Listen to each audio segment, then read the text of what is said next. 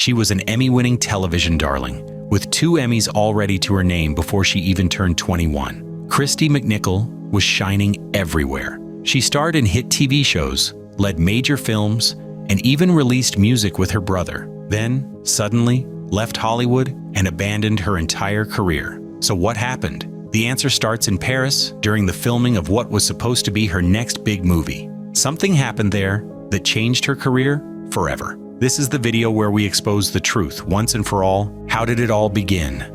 Most child stars get their big break through auditions or talent scouts. Christy McNichol's path to stardom began with something desperate. Her mother Carolyn was scrambling to pay the bills, working as a secretary one week, hawking makeup the next, and occasionally picking up small roles as a movie extra. Carolyn was trying to survive in the brutal world and keep her children well-fed and taken care of. The turning point came when Carolyn landed work as an extra on a low-budget film called Bigfoot. But with no babysitter available, she faced a dilemma that would accidentally reshape entertainment history. She brought her kids along, her 14-year-old Christy and her older brother Jimmy. She brought them along because she had no other choice. As soon as they reached the set, Jimmy was mesmerized by the monsters, props, and cameras. Christy, however, stayed locked in the car. She was overwhelmed by the chaos and bright lights around her. Even from her safe distance, Christy possessed something that couldn't be ignored, a magnetic quality that drew attention without effort. A crew member spotted the siblings and made an offhand comment that they would be great for commercials.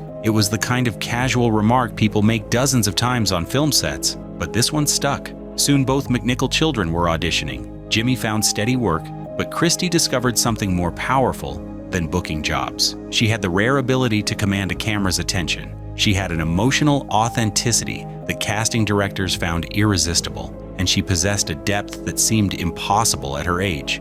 And Hollywood took notice. Her breakthrough role as Buddy Lawrence on ABC's Family arrived when she was just 14. But this wasn't some regular teen drama. Family was prestige television, an Emmy-winning series. Buddy Lawrence was a character who questioned authority, challenged adults, and wore her emotions openly. Most teenage actors would have been overwhelmed by such demanding material, but Christy made it look effortless. The industry loved her performance. By her early 20s, she had claimed 2 Primetime Emmy Awards for Family, and she established herself as one of television's most respected performers. Critics praised her performances, audiences adored her authenticity, and award shows couldn't ignore her talent. From the outside, it looked like the perfect Hollywood success story, a young actress living every performer's dream. But in reality, she was living a more troubling story. Her childhood had been anything but normal. It was not shaped by a household with traditional parent-child roles. Christy often functioned as the adult, cleaning house and managing responsibilities.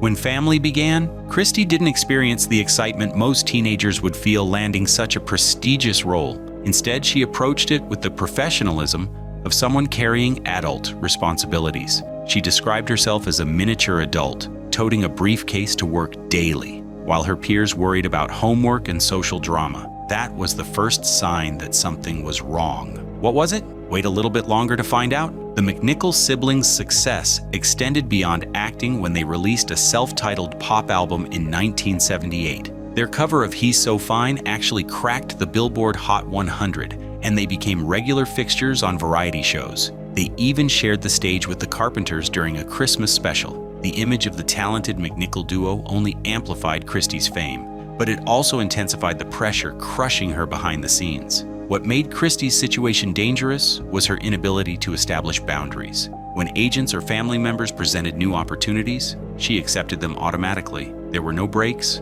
no chances to step back and breathe. Every day brought another project and another performance to deliver flawlessly. The tragic irony was that the very qualities that made Christy McNichol a star, like her professionalism, dedication, and people-pleasing nature, were also setting her up for an inevitable breakdown. Height of her fame. The phone calls never stopped coming. By the end of the 1970s, Christy McNichol had become the young actress everyone wanted to work with. Her agent's office was flooded with scripts, and her name was being whispered in every major casting room across Hollywood. Christy's rise had been nothing short of incredible. Her 2 Emmy Awards sat on her shelf like golden proof that she could outact performers twice her age. But television success was just the beginning of her conquest. While most actors spend years trying to make the jump from TV to movies, Christy leaped straight in without missing a beat. Between 1977 and 1983, she packed 8 films into her schedule. It's a pace that would have crushed most actors. The industry insiders knew this kind of workload was brutal, but Christy made it look effortless. Little Darlings was released and hit theaters like a lightning bolt in 1980. It became the defining teen movie of its era. Christy played a street-smart girl who refused to back down from any challenge, and audiences couldn't get enough. The film's mix of friendship, rebellion, and coming-of-age drama struck gold at the box office. What made Christy's performance special was how she brought real depth to what could have been just another teenage character. The smart money would have bet on her playing it safe after that success, but Christy had other plans. The night the lights went out in Georgia proved she wasn't afraid to take risks. This Southern drama dealt with much darker material, and many young actors would have worried about losing their teen fan base. Not Christy. She dove into the mature themes and pulled off a great performance. Then came Only When I Laugh in 1981, and this was where Christy really showed off her range. The film included themes like addiction, broken relationships, and the messy reality of growing up. Her character was complicated and flawed, exactly the kind of role that separates real actors from pretty faces. Christy held her own against veteran performers and earned praise from critics who were starting to realize they were watching something special. Even her more controversial projects proved her fearlessness. White Dog was a politically charged drama that started debates, but Christy took on the challenging material without flinching. Willingness to tackle difficult subjects set her apart from other young actors. But what the cameras didn't capture was the pace that had become Christy's normal life. She went from one project straight into the next without any time to breathe. Scripts arrived faster than she could read them. Her calendar was booked months in advance, with filming schedules, press tours, photo shoots, and public appearances. Every day brought fresh demands, and everyone around her seemed to have an opinion about what she should do next. The problem was that Christy had never learned to say no. She later admitted that refusing work felt impossible, especially when her mother and management team were encouraging every opportunity. If someone offered her a role, she packed her bags and showed up ready to work. This people-pleasing habit had served her well during her rise to stardom, but it was also setting her up for trouble. By 1984, the offers were bigger and more prestigious than ever. Just the Way You Are landed on her desk with all the hallmarks of a career-defining project. The role was demanding. A talented musician dealing with a physical disability while navigating love and acceptance. The production was set to film in Paris. For an actress with 2 Emmy Awards and a string of successful films, this seemed like the perfect next step toward even greater stardom. The plane ticket to Paris was supposed to be her golden ticket. Just the Way You Are had everything. A meaty role, an exotic location, and the kind of prestige that could have launched Christy McNichol into A-list stardom. Instead, it became her breaking point and the beginning of the end for one of television's brightest stars. Paris and the breaking point. Something was already wrong before Christy even left American soil. This wasn't the usual pre-filming jitters that every actor experiences. Her body was rebelling against her. Sleep became impossible. She would lie awake for hours, her mind racing with thoughts she couldn't control. Food lost all appeal, and her weight plummeted to a dangerous 96 pounds. Her hands shook constantly, and a crushing sense of dread followed her everywhere. The most telling moment came when she did something she had never done before in her entire career. She asked for help. Christy went directly to her manager and laid out exactly what was happening to her. She was drowning, and she knew it. She needed someone to throw her a lifeline, to tell her it was okay to step back and take care of herself. Instead, she got what amounted to a corporate pep talk, reassurances that they would get through it, and gentle pressure to stick with the schedule. This response reveals the devastating truth about how Hollywood treated its young stars in the 1980s. The machine was more important than the person feeding it, and Christy had been feeding it for over a decade. The people who should have protected her were the same ones pushing her toward a complete breakdown. Against every instinct screaming at her to stay home, Christy boarded that plane to France. Paris, the city of lights and romance, became her nightmare. The distance from everything familiar made her anxiety spiral completely out of control. Between takes, she would retreat to her trailer and sob uncontrollably. The vivid, disturbing dreams that had plagued her in Los Angeles became even more intense. Her co-workers saw a professional actress still showing up and delivering her lines, but they had no idea she was barely holding herself together. What makes Christy's story so tragic is that she had been carrying this burden alone for years. She later described herself as someone who had always been the adult in every room, the one keeping everyone else's lives together while her own fell apart.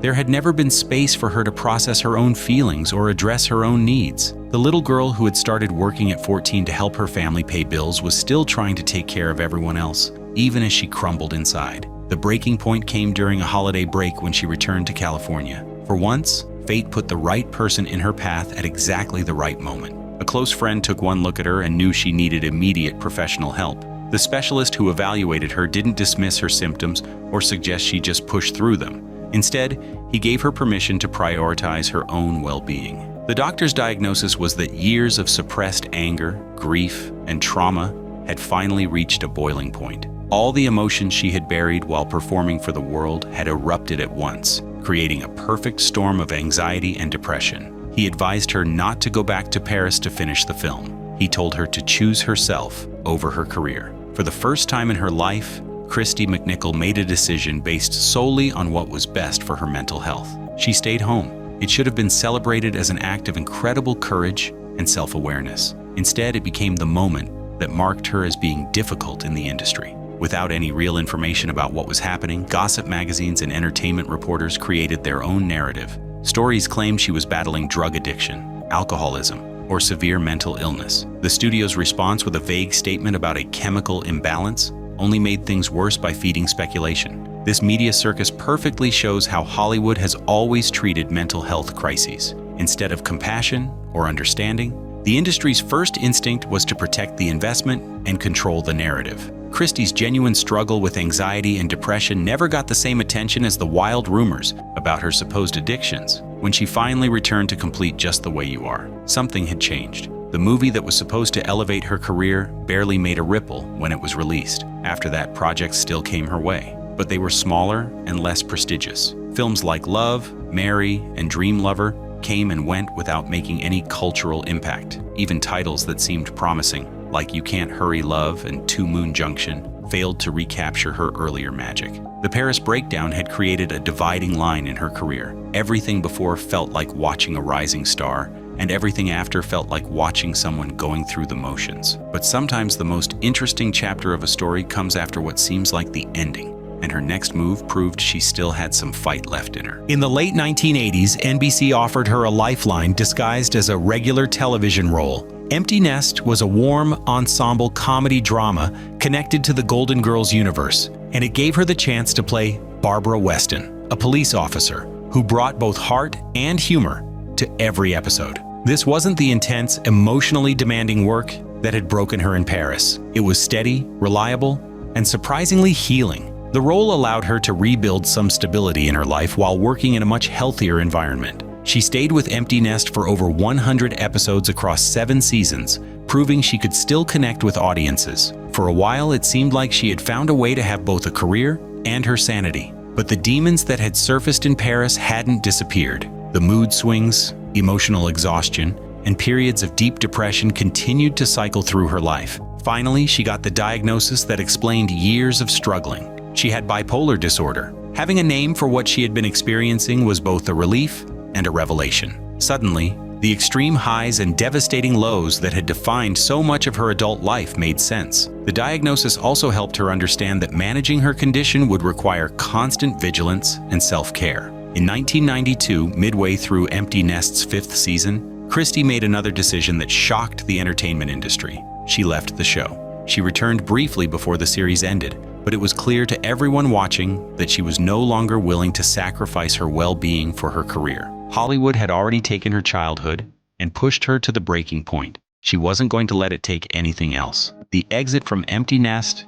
began what can only be described as the longest, most gradual goodbye in Hollywood history. The actress who had once been everywhere was slowly stepping back from everywhere. The long goodbye. By 2001, after 24 years in show business, Christy made her retirement official. She said that she wanted to play her biggest part herself. For someone who had spent most of her life performing characters created by other people, this decision represented the ultimate act of rebellion against the selfish industry. The years that followed looked nothing like the chaos of her early career. There were no 5 a.m. call times, no paparazzi lurking outside her home, no pressure to be on every moment of every day. Instead, she filled her time with yoga classes, tennis matches, and lazy afternoons with her dogs. It was the kind of ordinary, peaceful life that most people take for granted, but that had been impossible for her since she was 14 years old. In 2012, she took another step toward living authentically when she came out publicly as gay. This wasn't a calculated PR move. It was simply another way of choosing honesty over image management. She said she hoped her openness might help other people struggling with questions about their identity or mental health, showing them that it was possible to live truthfully even after years of public scrutiny. Music remained a constant source of joy in her post-Hollywood life. She sang with the Los Angeles Valley College Choir and supported music education programs. According to her, she found the same healing power in these activities that music had provided during her darkest moments as a young actress. Unlike the entertainment industry, music gave back to her soul instead of taking from it. Through every transition and challenge, her brother Jimmy remained her most loyal supporter. He had been there during the breakdown in Paris, during the struggles with bipolar disorder, and during the quiet years when she rebuilt her life away from cameras. In an industry notorious for fair-weather friendships, his presence became one of the few constants she could truly count on. When reporters asked in 2015 whether she would ever consider returning to acting, Christy said, "Never say never." But it was clear that any return would be entirely on her own terms. Even though her departure from Hollywood broke the hearts of her fans worldwide, but it was a decision she had to make for her own mental well-being. Do you agree with that? Share your opinions with us in the comments below. And before you go, make sure to subscribe to our channel if you want more updates on your favorite stars. Goodbye for now.